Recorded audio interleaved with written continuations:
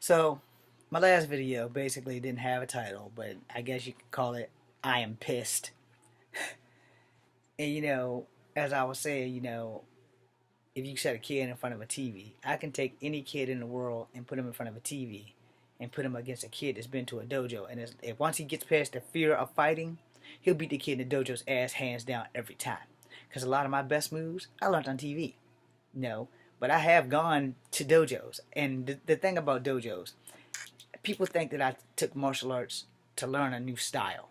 Wrong. I'll be honest with you right up into the day I die.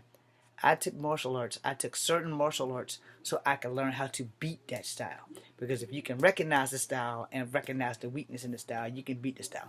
That's a secret that they don't really want you to know. Anybody who's teaching martial arts aren't going to tell you, well, if you learn this, this, and this, when somebody else brings up that style, like if they're coming at you Thai fighting, you'll be able to beat them because you learned some Thai fighting. Now the thing is, you have to learn the weakness of a fight before you can beat it. It's not so much the fighter that I've learned how to beat, but the style. If you can learn the weakness in every style of martial arts, you can combat every style of martial arts and be a novice and kick everybody's ass. You just got to recognize that style and know the weakness of that style. Most of the time for Thai fighters, their elbows and their knees are generally their strongest assets. But sometimes your strongest asset can be your greatest weakness. Because in traditional Thai fighting, they take tough beatings, to harden their skin. Which is why most of them don't feel no pain. And that shit like in kickboxer with Tom Po kicking trees and shit. Oh, that shit's real. That shit's 1,000% real. It ain't no movie bullshit. Go find somebody from Thailand and ask them, and they'll tell you, oh, these motherfuckers skin be hard as motherfucking tables and shit. Same thing with Kung Fu. The iron body technique is real. The iron fist is real. All these techniques that they come up with and they've made into movies and shit, oh yeah, that shit is real. Don't think for a New York minute that it's not. Now, no one is truly invincible, but the human body can come pretty goddamn close to it. So you have to be careful. If, like I said, if you can recognize a style, you can whoop anybody's ass. So the thing about being a street fighter, or if I may quote Bruce Lee's Jeet Kune Do, the way of the intercepting fist, if you can master an abundant amount of styles, no one will be able to use them on you, which means they have to up their game every time. And them upping their game forces you to up your game, which makes you stronger. So when I'm having this conversation with this ex-firefighter, it's a friend of my neighbor's, I'm getting kind of mad. Because this motherfucker is basically telling me that I ain't shit and that I can't fight.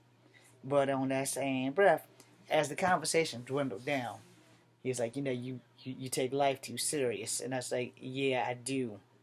Which is why I'm back on track about I have a knack for annoying people. And the thing is, a lot of them don't want to say it to my face because they're scared I'm probably going to punch them in theirs. And that's cool. I'm not going to hit anybody. I'd rather you tell me that I'm getting on your damn nerves. And that way I can shut the hell up and walk away.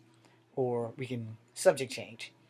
And a lot of people just don't have the bravery to do that for some asinine reason. I guess it kind of depends. We're friends. I'm constantly losing. I have a horrible track record. I think I have 3 wins and like 150 losses or something. But I'm always getting like the worst damn letters, man. I'm always getting the worst letters. Anyway, when somebody challenges your skill level as a martial artist, it's highly fucking offensive. You know, as a street fighter, it's kind of a slap in the face. But as a person who's trying to be an honorable man and an honorable martial artist and a former soldier of the United States Army National Guard, you kind of gotta be as respectful as possible to any and everything that you can. Now, since this fella is also a black man, and it is Black History Month, and all hail Ron Simmons, the first WWE or World Heavyweight Champion that was black. You know, it, you have to learn how to adapt. And I'm one of these people. I don't like to take a lot of shit. No, I'm not 23 anymore, so I can't just jump off and hit a motherfucker in the face. And when I was 23, I never really jumped off and hit a motherfucker in the face. But if you cross me and we had to do what we needed to do. You better bet your sweet ass that 5'3" here won't gonna be losing. So, you know, I haven't had a lot of humbling time. You know, losing my dad has more kicked me to the over the edge enraged fella instead of the little flower that's gonna go sit in the corner and be quiet. And that really kind of fucked me up. Plus, since I haven't really had time to mourn his death, and it'll be a year next month that he's been dead, and I've been going through so much shit in the last 7, 8 months.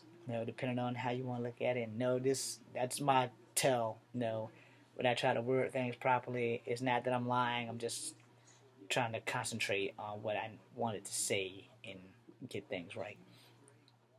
This is basically therapeutic for me when I put up these videos, by the way. Not that that has anything to do with the subject at hand of me being pissed off about talking to the fireman. And I'm like, he was talking about also about why I got discharged and stuff, and failure to qualify with my rifle. I didn't quit the army. I just didn't have a choice. Then we kind of find out that it's basically all due to my latent injury and no one knowing that my hip was what was really fucked up and not my knee. So you can't lay in the frogman position because it's all your weight is on your hips and you're in knee pads, so your knees are fine, but your weight's on your hips, and that kind of really fucked up my shit.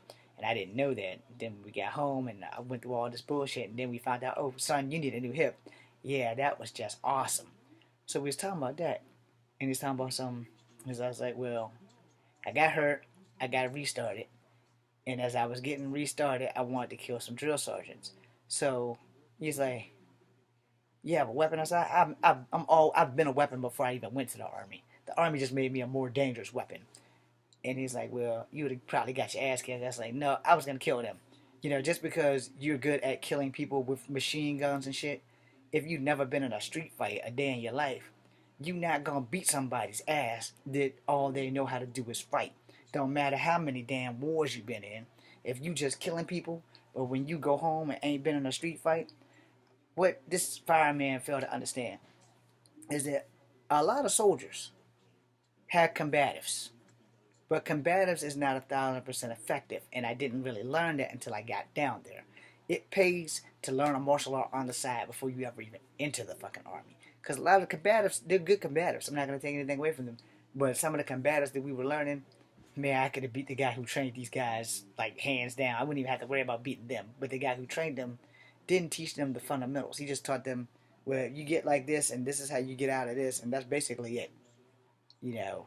And anytime that I have to lay on my back and try to flip somebody 150 pounds off of me, that's just not going to happen. If I'm already on my back, I don't know, already fucked up. You know what I'm saying? Because I grew up in a street fight, and in the street fight, they always tell you, don't go down. Whatever you do, don't go down. Stay on your feet. If you go down, roll to your feet, do something. If you go down, you better hope like hell you're going to sleep. That way you ain't going to feel shit until you wake up the next day all fucked up. But anyway, so he was like, you want to be? I said, no, you don't understand. These dudes kill people for a living. They drill sergeants. That don't mean they know how to fist fight. And a lot of motherfuckers don't get it twisted. Because if that was the case, soldiers that have been dying in bars wouldn't be dying in bars. But most of the time they die in bars because people sneak weapons in and they shoot us. Because they're not real men. They won't go hands. But 9 times out of 10, if you get beat to death, it's because you just can't fight. You can be a good soldier and not be able to fist fight at all.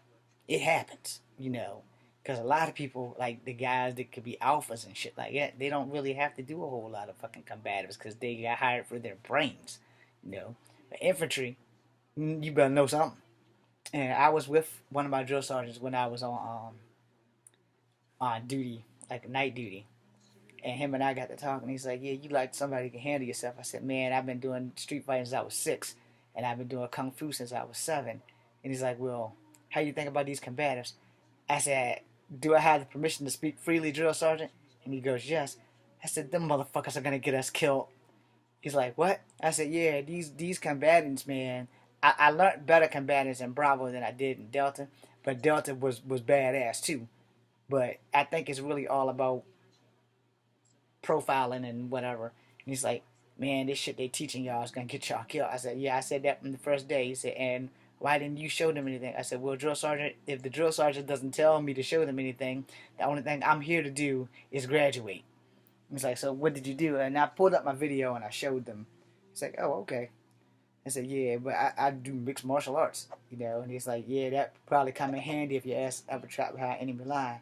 I said, well, let me get through boot camp first, and then we'll worry about some damn enemy lines. Fortunately, I can't shoot. So, it pays to be able to shoot.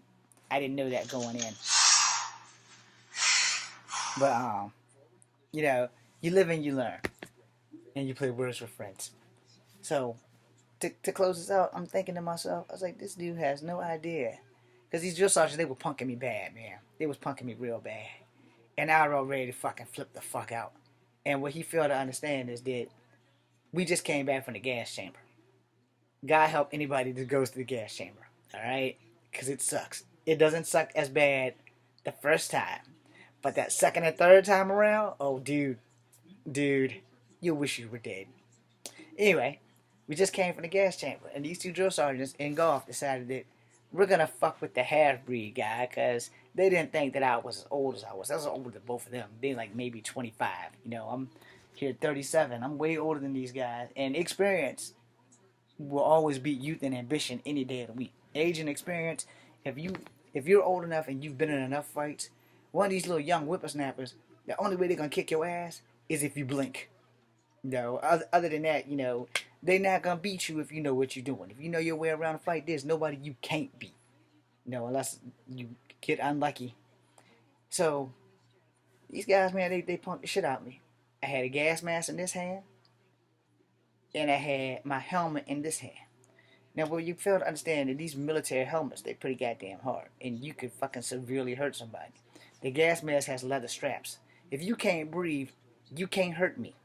And I'm thinking, how many ways or how fast am I going to have to be to choke that big-ass Chinese drill sergeant and to choke that little white drill sergeant? Because they weren't black guys. The black guy was in charge. And then he goes, well, why didn't you talk to the company commander? Well, one, I was getting transferred over. I wasn't really in their custody yet. And after that shit, I wasn't going to be in their custody because the Chinese guy told me that the white guy was going to be my drill sergeant. And then the white drill sergeant told me that as long as I was in golf, it was going to make my life a living hell. And I said to myself, I'm going to kill this motherfucker. I can't come back here tomorrow. Because my mind was totally set on killing this motherfucker. And anytime you want to kill your own fellow soldiers, you don't need to be there. And so, to save him and myself from me going to prison for killing this motherfucker, I decided the best thing I could do is refuse training. Because if I went back the next day, none of these videos would have been made. Because my ass been sitting there for a brag for the rest of my fucking life. Because I was going to kill that motherfucker. He won't, but so much bigger than me. He won't bigger than the Chinese guy. The Chinese guy was half-breed, but he wasn't bigger than him. But he was bigger than me. And both of them was bigger than me. Because the Chinese guy was like 6'2". And the little white dude was like maybe 5'8". And I was like, well, I'm going to kill him first because he's the smallest one. Then I'm going to join the Chinese guy. And this is all flying in my head in like 15 seconds while they're just fucking yelling at me and making me move from one place to the other place. And they just kept bitching at me, right? So when I woke up the next morning, I told my drill sergeant, I said, I'm not going to golf. He's like, oh, you going to golf? I said, let me explain this to you. If I go to golf, I go to Fort Bragg when I get there. Because I'm going to kill those motherfuckers. I'm not going to golf. So I went through a whole bunch of shit for about 2 weeks. And then they transferred my ass to Delta. But when I got to Delta, I was home. You understand? When I got to Delta, I was fucking home. Drill Sergeant Haynes, Drill Sergeant Amiskwa, or Aztec Warrior as I call it, and Drill Sergeant Armberg, that was home. They was family.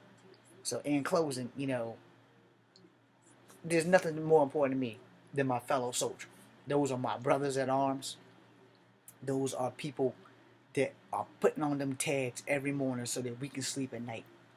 And so anytime you have some means of supporting a charity that helps the military, you need to do it. Even if it's just 50 fucking cents. Give what you got, you know. Because them soldiers, they dying for us. You understand? And I was fixing to kill a couple, so I felt real bad about that until I got the Delta. Once I explained everything to Drill Sergeant Haynes, everything was straight. You know, he never gave me any issues about it.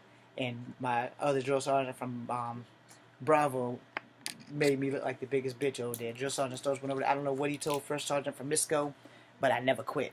I never gave up, and I proved that motherfucker wrong. So after that, I pretty much earned the respect of fucking the other company until I fucking got hurt again. But we couldn't find the injury. I didn't want to get a fucking malingering charge. I was like, look, y'all got to fix this. Y'all got to fix this. And they just couldn't fix it. So instead of being smart and taking a medical discharge, I just went home.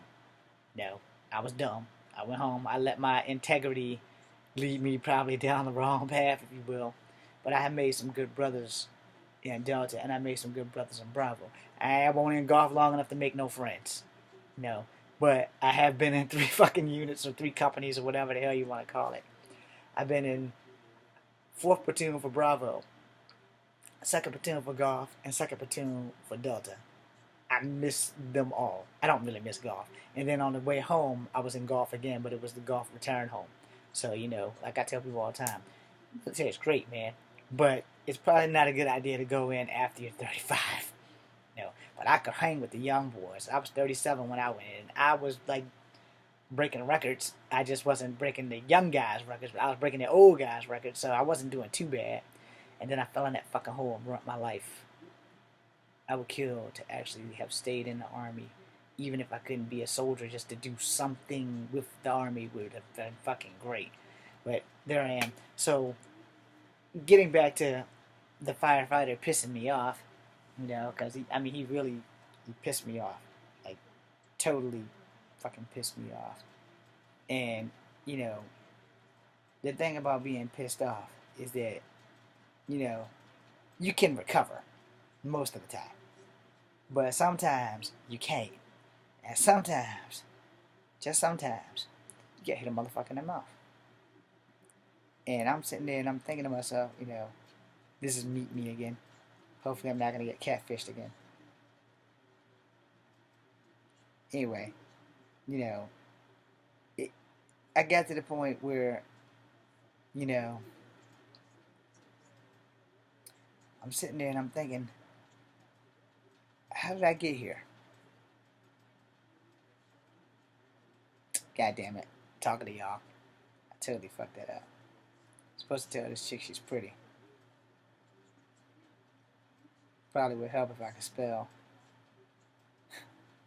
But anyway, she's also only 35 years old.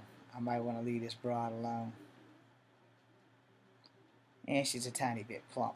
But that's okay though, more cushion for the pushing. Yeah, I said that. Anyway, I didn't say her name. Well, she doesn't have kids that I can see. I'll read it later. And wait, let me finish this damn thing. So, I'm pissed off, and we talked a little bit and then he drove off and I started not being so pissed off. But I know I have a knack for annoying people, but I have a knack for being annoyed too. And the thing about being annoyed is that you have to deal with it because it's not legally or morally right to just go around punching people in the mouth. And sometimes I have that desire to just go punch people in the mouth. Is it a good thing? Probably not. But, sometimes, just sometimes, you gotta hit a motherfucker in the mouth. Is it the right thing to do? No, not really. Because violence doesn't really solve any problems. It doesn't really collect or fix the issue that y'all are having. So I'm going to close that out and blog about something completely different now. And then we're going to call it a night. And then I'm going to fuck the bed because the cable guy's coming. Thank you. Kung Fu Havoc. James Williams Jr., I'm out.